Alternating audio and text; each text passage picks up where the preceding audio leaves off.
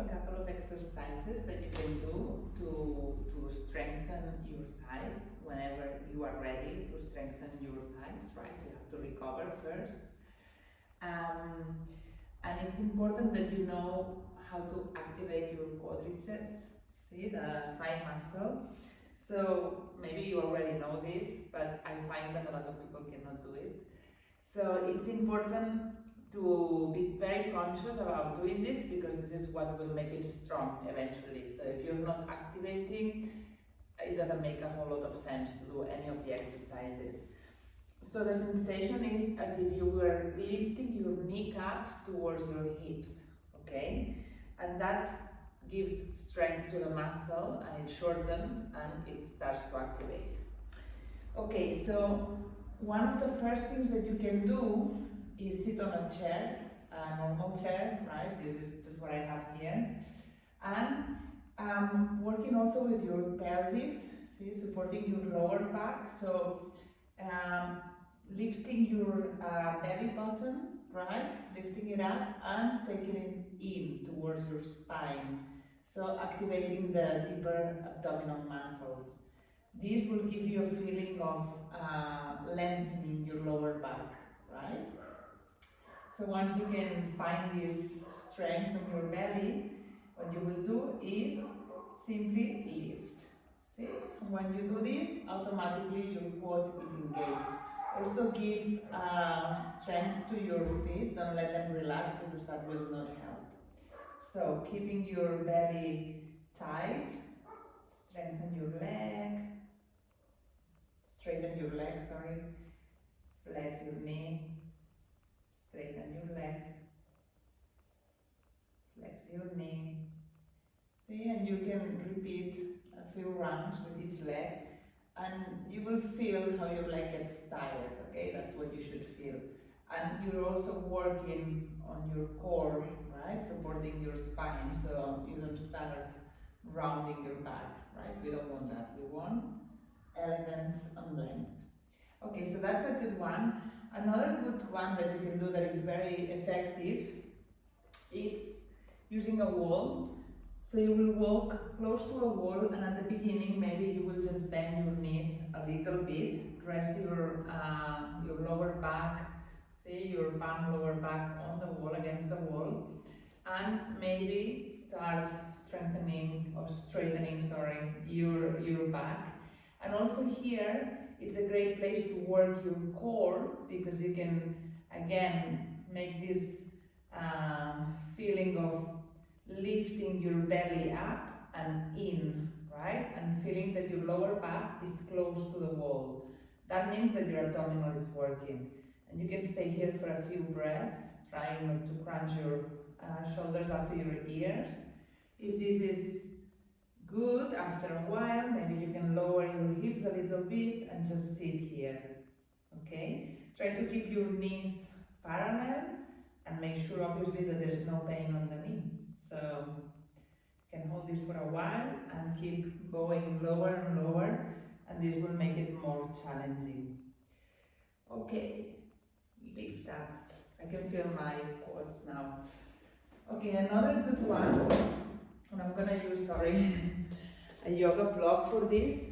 Of course, you probably don't have a yoga block at home, but you can use anything, a book or something that is similar in size and in weight. So this is also really good to strengthen your legs without putting pressure on the knee. So again, you will now lie on the floor, face up, bend your knees, connect your feet with the floor. See? Make sure that both feet are active towards the floor. And again, now we lengthen the coccyx, the tailbone, we lengthen it towards the heels, and that has the same effect, okay, of activating the core. Belly goes in, we feel strong here, and we take the block and we put it in between the thighs, not the knees, the thighs, okay, the soft bits.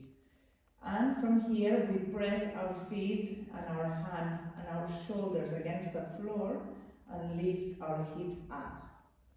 Okay, make sure there's no pain on the lower back, you have to keep lengthening your tailbone towards the back of your knees and squeeze the block with your thighs and breathe. So if you can hold this for a few breaths, great. You will feel that your legs start to work really hard here. It's a really good place also to strengthen your legs without damaging your knees. Okay, and lower down, maybe take some rest and go again. And I'm going to show you one more thing, which probably is not going to be recommended straight away because here we are rotating the hip. But I think it's very useful to know this and to incorporate it on our day-to-day. And it's a way to lengthen the external rotators, okay, so all these muscles around here. And it's important because if we keep losing flexibility in this hip rotation, right, external rotation, what happens is that when our body needs to do that for some reason, we force the knee sometimes, right? So the knee keeps on suffering when we lose flexibility on the hip. That's why this is a very passive stretch, and you should only do it when your knee is totally recovered and when there is no pain, okay? It should not hurt your knee. But again, I'm using this. You could use a chair, or you could simply put one foot against the wall, okay? That works really well also. Or you can rest it on something. And the other, we are going to cross over. So my left ankle is resting on top of my right knee. And what I do here, it's also always a good idea to flex the foot. This kind of protects the knee a little bit more. And the feeling here should be around your glutes, around your hip area, okay? Hip, thigh area. So this is a great way to also release lower back pain and sciatic pain if you have a tendency to that. So this is just maintenance for your body, okay? And you can do it in bed, just putting one foot on the wall and relaxing the weight of your body towards the floor. And then you will change and do the other leg. And this is it for now. I don't have a lot of information of how your leg, how your knee is. So please check with your doctor first if you can do exercise. And listen to your body, and if something doesn't feel good, don't do it, okay? And if you want more, then let me know, and I will send you the second part. But first, you need to try these ones. Get well soon.